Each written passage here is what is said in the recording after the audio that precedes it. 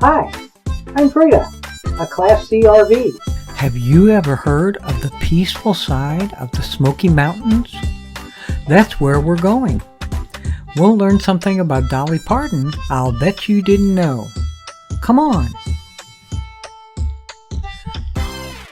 Jim promised Patty that our first out-of-state trip would be to the Smoky Mountains National Park, where they honeymooned.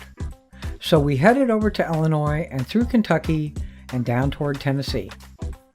The first night we stopped at a harvest host called the Old Glory Distillery in Clarksville, Tennessee. It had a great spot to park, nice and level with a huge parking lot. Patty went in and shopped. She got us this fabulous magnet and some moonshine we will share with friends at our first group campout.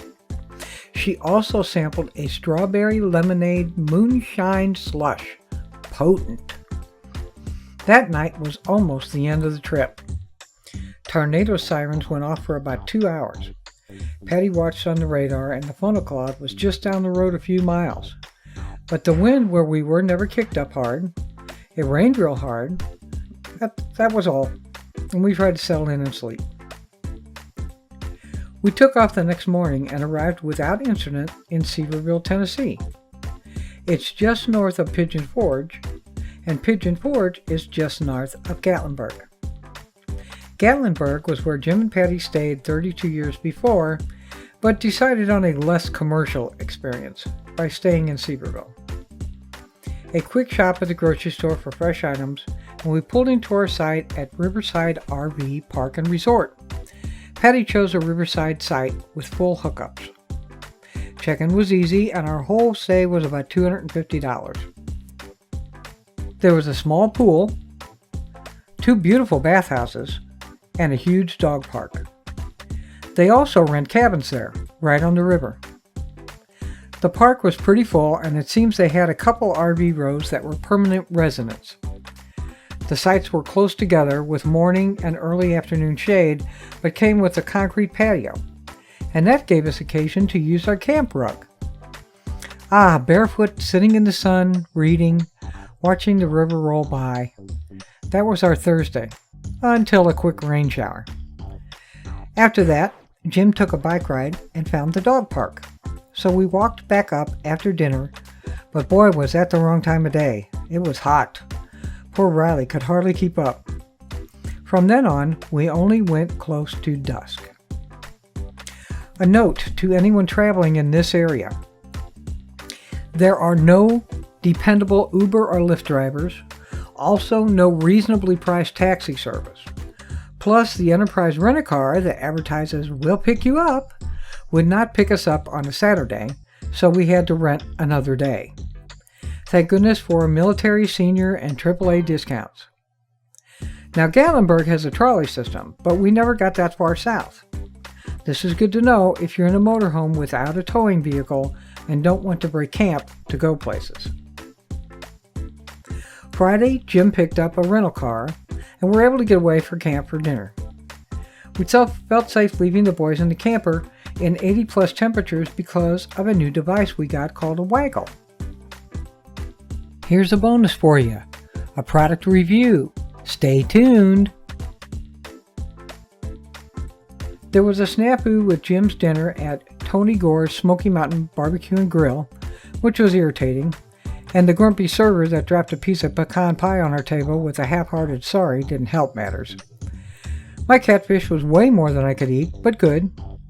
However, it took me 3 days to eat that piece of pecan pie. Yum. After the sun was behind the trees, we took the boys to the dog park, which was a good walk. We saw some unique camp decor on the way and dumped our day's trash. Roscoe loved the dog park.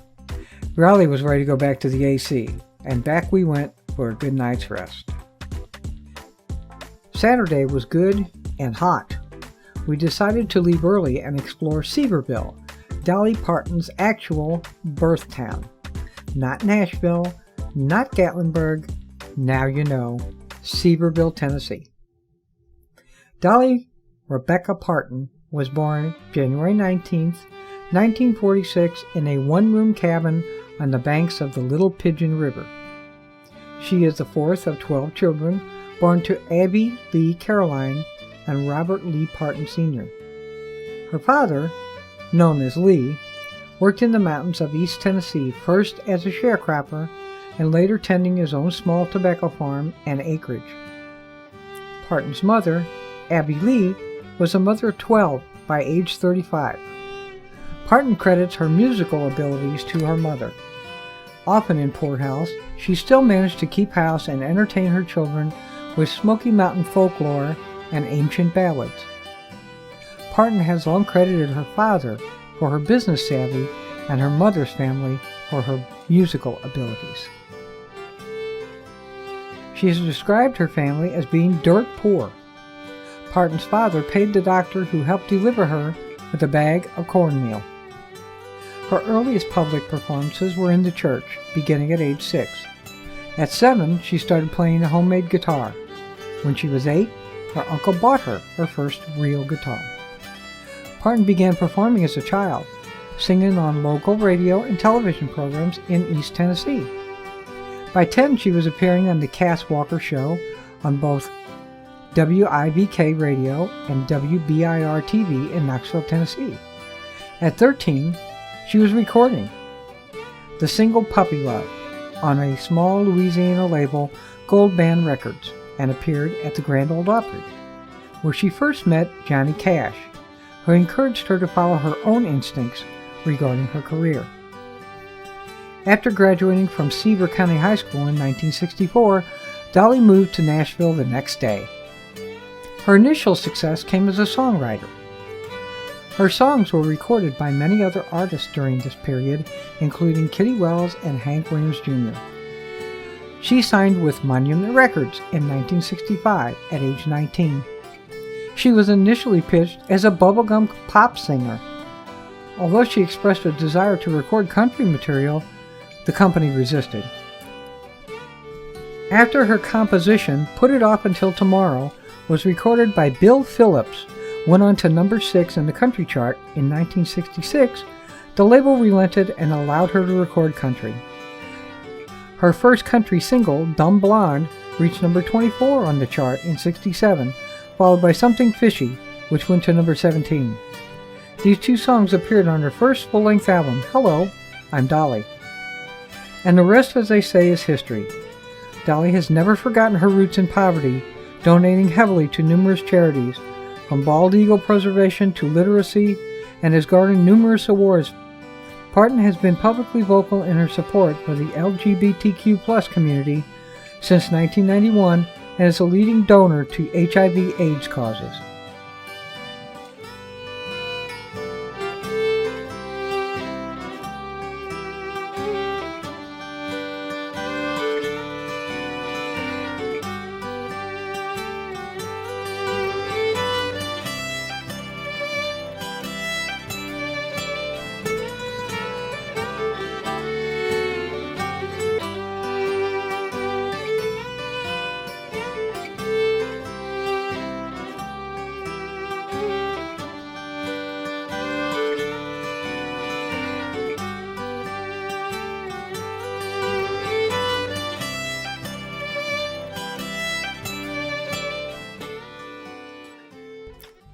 After investigating Seaverville, we were driving back toward our campground and our Road Trippers app told us there was an aviation museum close by. Sure enough, there was the Tennessee Museum of Aviation, only $10 each for seniors. A great find. The exhibit gallery contains artifacts tracing aviation and military history, uniforms, aircraft models, and hundreds of aviation memorabilia. Jim found a fellow aviation enthusiast to talk to.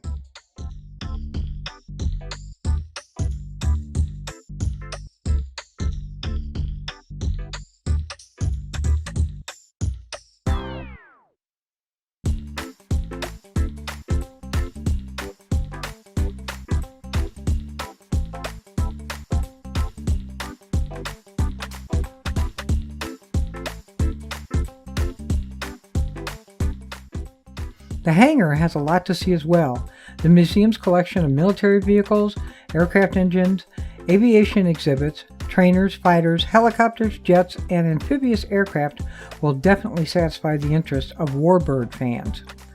You can literally spend hours reading and exploring this one-of-a-kind Smoky Mountain attraction. They have a lovely gift shop where we acquired our second magnet for this trip, and the best looking one, I think. Even their website is interesting, with specs for all the aircraft we saw. We'll put the link below. After a quick stop at the Cherokee Trading Post and Dollar Store for a few needed items, it's amazing what you forget, we went back to the RV for an afternoon nap. Refreshed, we decided we had to visit at least one touristy thing and decided on dinner time, hoping the crowds would be smaller. The closest thing that was not a dinner show was the Hollywood Wax Museum. $63 for both of us. They try to get you to buy a bundle of other attractions, but really one was enough. We did have some fun posing with the different wax figures. That was a good time.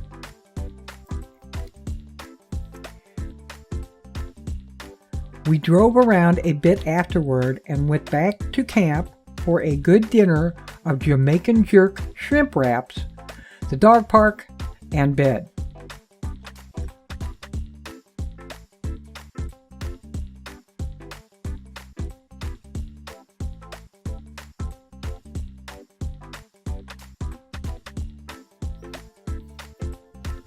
Sunday was cloudy, but the forecast posed no big threat to rain, so we left early to take the back way into the park, through a small town called Townsend. It was a lovely, curvy ride up to the mountains. We stopped at Townsend Visitor Center, where they had all things Smoky Mountains. We got a holographic magnet here. We checked on the boys, then proceeded into the park. It was a lovely day for time in the park, and it seemed almost prehistorically lush. We started up a trail, but quickly realized the previous night's rain was making the clay dirt slippery, plus the steep incline could result in a broken hip. So we decided to follow the river and try to find a spot to take some video.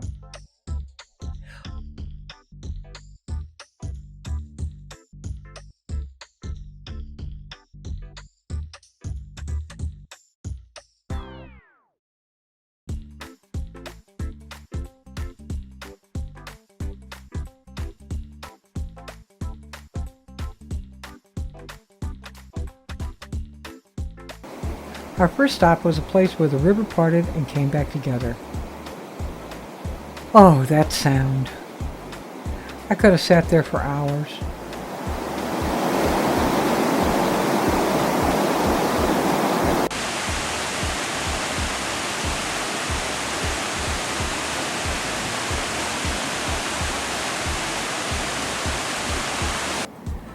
But Jim wanted to move along. We made a couple of other stops and decided to try and find the Riverwalk in Townsend.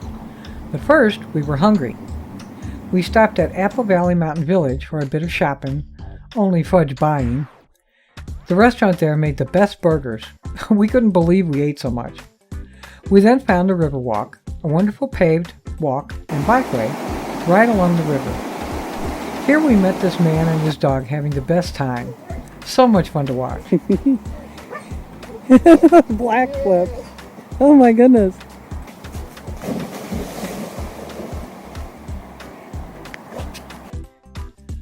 We were back at the campground by 1, and the boys were ready for a long walk. They were so good. Afterward, Patty took a dip in the pool and met some lovely young people who were staying there. It was movie night, and we ordered a pizza. Went to pick it up, hung inside until sundown, when we made another trip to the dog park, and then settled back for a movie and bed. On Monday, Jim had to take the rental car back, and Patty got to relax on her own. She did some design work while he was gone and transferred the video. Once he got back, we started slowly preparing for our trip home, but still had time to enjoy Dead Men Don't Wear Plaid, one of Patty's favorite movies. We did enjoy this campground. The people were friendly, but not too friendly. The sites were very close together. We were at Site 18. We had excellent Wi-Fi the whole time we were there. I could transfer all my files, which I do with Wi-Fi. But lots of mosquitoes from the river kind of spoiled our outside evening fun. I'd give this campground 3 thumbs up.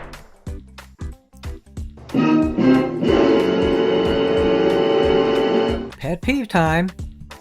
Kentucky, your roads are just awful. Get your act together, please. That's it. The next day, we got back on the road by 9 a.m. We wanted to get around Nashville and Paducah before stopping for the night. We hit rain in Clarksville, and it followed us most of the way.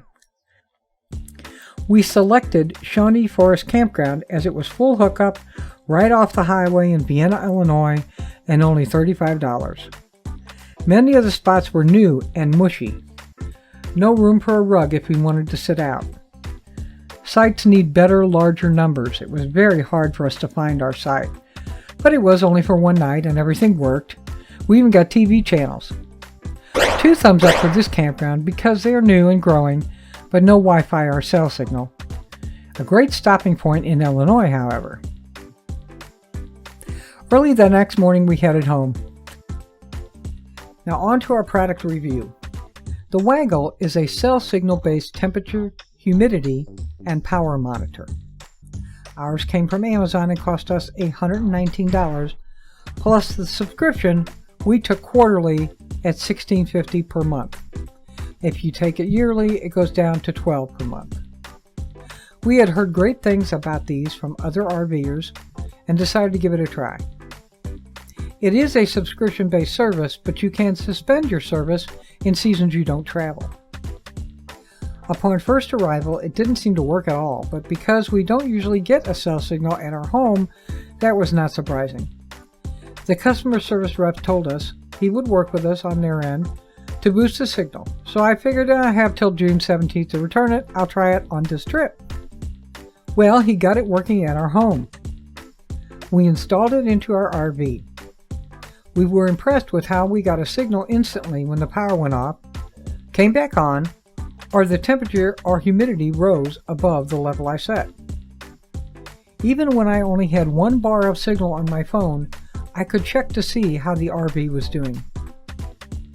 Temperatures rise just as quickly in an RV as they do in a car, and many RVs' air conditioners won't come back on after a power out. We love our pets, and this is the cheapest insurance we found to be sure they're safe and cool, or warm, while we're out exploring without them, and that we are notified and can get back to them quickly in an emergency. We'll put the link below if you want to check it out.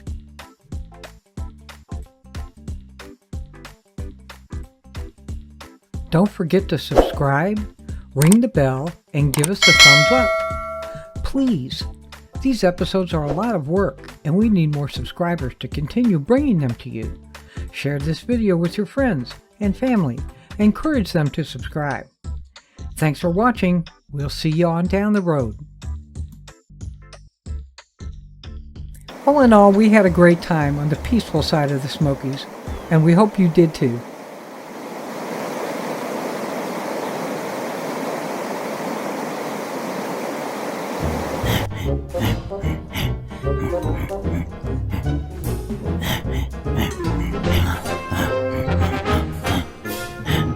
Eh?